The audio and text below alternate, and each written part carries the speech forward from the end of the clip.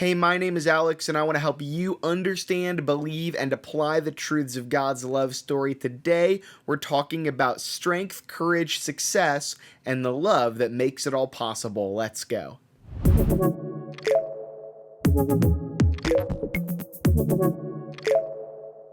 So I'm titling this mini-series Just Like Joshua. Just like Joshua. And we'll be looking at the Bible character, or should I say historical figure from the Old Testament, Joshua. Now let me give you some backstory on Joshua before we get too far into this conversation. So God's chosen people, the Israelites, are held captive in the land of Egypt as slaves. So God raises up one of them, Moses, to lead them away from that captivity to a promised land through a crazy string of events and miracles and yes, even plagues. God not only rescues his people, but then is bringing them to this better land that they can take possession of and expand into. Once they reach its edge, Moses, their leader, sends spies into the land to suss out the situation. When these spies come back, many of them report that while the land is plentiful as God had promised, the people living there were scary and they feared that the Israelites would not be able to take them in battle and did not want to go into this land ultimately because they feared for their lives. However, there were two spies that saw the situation differently. One named Caleb and one named, you guessed it, Joshua. See, they believed that if God had promised to give this land to his people, he would do what he said. In fact, they had seen already up until this point him do amazing things in their midst to get them to the place that they were currently. So they had no reason to doubt. Yet that didn't stop their fellow Israelites from worrying, and the other spies give a bad report out of fear and do not want to go. So God says, fine, you won't enter the land. This generation will wander in the wilderness for 40 years and die off there, but Joshua and Caleb will eventually go and take this land because they followed me, they trusted me. And then ultimately through this process, Moses ends up not fearing, but failing out of anger and frustration. So not only did he lead them up to this point and then not get to go in because of their fear, but now even once this 40 years is over, he won't get to enter the land because of his failure. So once he passes away, Joshua picks up this torch. He has big shoes to fill, but also a lot has gone on. So I just want us to take a minute and think about what must have been going through Joshua's head at this moment in time. Then we're going to read some verses out of Joshua chapter 1 together. On the one hand, he might be thinking to himself, Moses was such a faithful leader. How can I live up to his example? But then on the flip side, while he was faithful for many years, he had a failure and didn't finish well. So in many ways, he's thinking, I've got to do better than Moses. And now God is calling me to take these people into this land that they have been hearing about now for a very long time from the previous generation. And so I just imagine that this pressure must have been immense. So now with that in the background, let's read Joshua 1. We're going to start right in verse 1. Here we go. After the death of Moses, the servant of the Lord said to Joshua the son of Nun, Moses' assistant, Moses my servant is dead. Now therefore arise, go over this Jordan, the Jordan being the name of a river, you and all this people, into the land that I am giving to them. I want you to remember that phrase, to the people of Israel.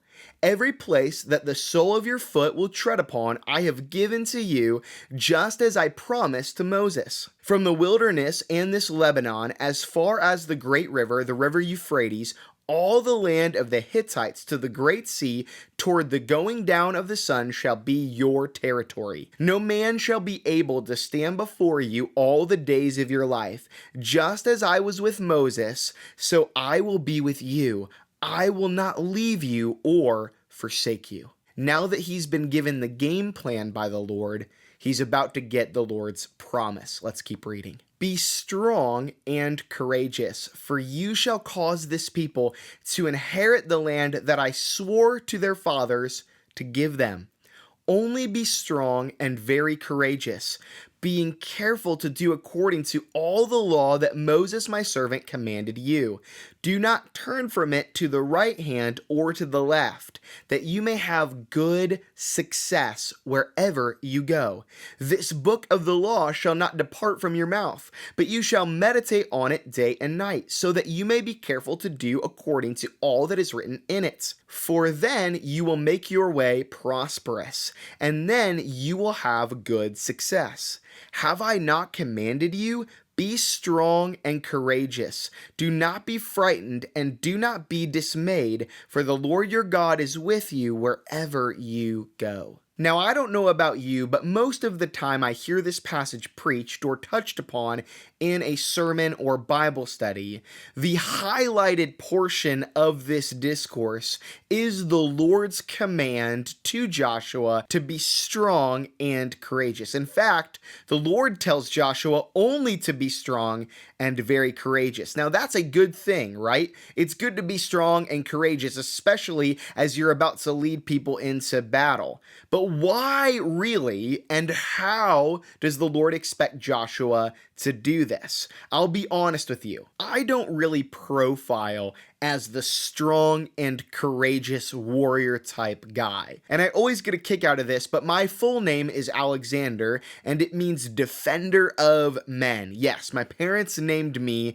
defender of men. And I know what you're thinking. Really? The guy with all the hair products and the video game stuff behind him? The Mickey Mouse? That guy, defender of men? I know, it's comical. But what does it mean to be strong and courageous from a biblical standpoint? Why would the Lord want this of Joshua beyond just the practical reasons? And then how does he expect Joshua to gain this strength and courage as he goes on this mission? Well, I want to say it this way. A strong and courageous person is a fear-emptied, love-filled person. One more time.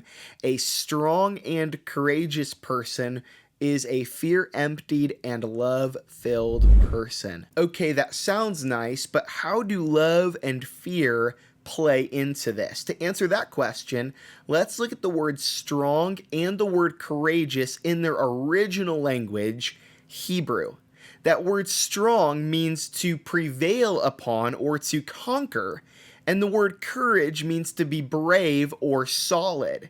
So the opposite of a conquering courage is a fear that freezes us in our tracks. We recognize that the opposite of courage and strength is fear. But fear cannot leave us. We cannot be fear-emptied unless that fear is replaced. Now, that's not my idea, it's Scripture's. I'd like to turn your attention now to 1 John 4, 16 through 18. This passage will sit next to the one we read out of Joshua chapter 1 for the remainder of this mini-series and help us frame out this idea of being a strong and courageous person that is fear-emptied and love-filled. This will help us on our journey of being strong, courageous, and having the good success that God promised Joshua. Let's get into it. So we have come to know and to believe the love that God has for us. God is love, and whoever abides in love abides in God, and God abides in him. By this is love perfected with us, so that we may have confidence for the day of judgment, because as he is, so also are we in this world. There is no fear in love, but perfect love casts out fear. For fear has to do with punishment, and whoever fears has not been perfected, or some translations say completed by or in love. Did you catch it? In order for us to be fear-emptied, we must be love-filled, because perfect love, God's love, casts out fear.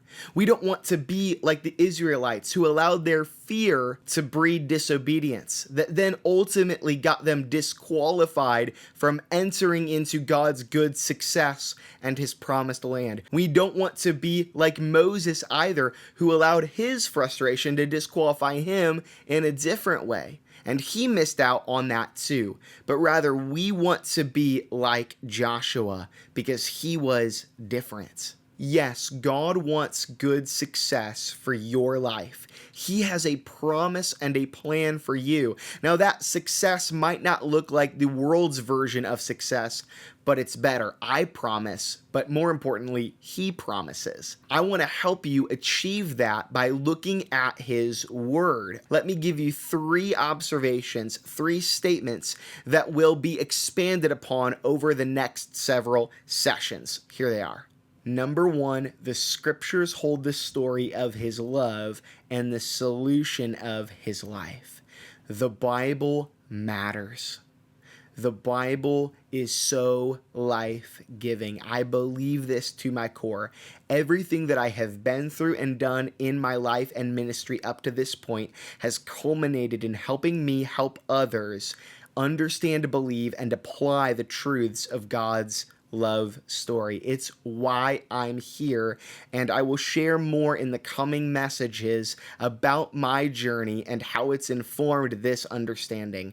Number 2, a misunderstanding of the story will result in a misrepresentation of the solution. One more time, a misunderstanding of the story will result in a misrepresentation of the solution. I believe that we sometimes miss the whole point of the gospel. And we actually believe that it's a wrath story and a work story. We would never say it, of course, quite that crassly, but more theology is often caught than taught. I'll clarify that statement in a future teaching. But this is actually a love and a live story. And then finally, the third thing is coming to know, believe, and abide in the story of His love and the solution of His life will result in strength, courage, and godly success. I know that I am where I am, doing what I am, with who I am, because of His love for me and His life in me. I want you to be able to say that too.